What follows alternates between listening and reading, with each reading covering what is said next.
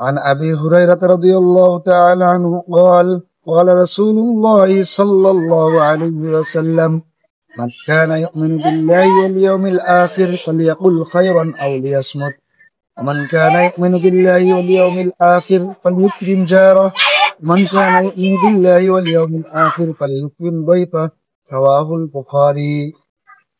সম্মানিত দর্শকবৃন্দ, আজকে আমরা জানবো হাদিসের মাধ্যমে ইসলামী শিষ্টাচার ও আদব সম্পর্কে। হযরত আবু হুরায়রা রাদিয়াল্লাহু তাআলা আনহু থেকে বর্ণিত, তিনি বলেন, রাসূল সাল্লাল্লাহু আলাইহি ওয়াসাল্লাম বলেছেন, যে ব্যক্তি আল্লাহ এবং আখিরাতের প্রতি বিশ্বাস করে সে যেন উত্তম কথা বলে অথবা চুপ থাকে, এবং যে ব্যক্তি আল্লাহ এবং আখিরাতের প্রতি বিশ্বাস রাখে সে যেন তার প্রতিবেশীকে সম্মান করে, এবং যে ব্যক্তি আল্লাহ এবং আখিরাতের প্রতি বিশ্বাস রাখে সে যেন তার অতিথি, তার মেহমানকে সম্মান করে।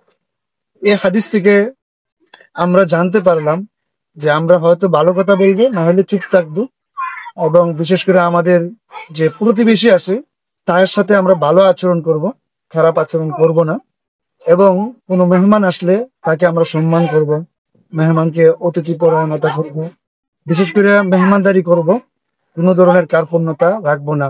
আল্লাহ তাআলা আমাদের সবাইকে ইসলামী শিষ্টাচার ও আদব মেনে চলার তৌফিক দান করুন। আমিন।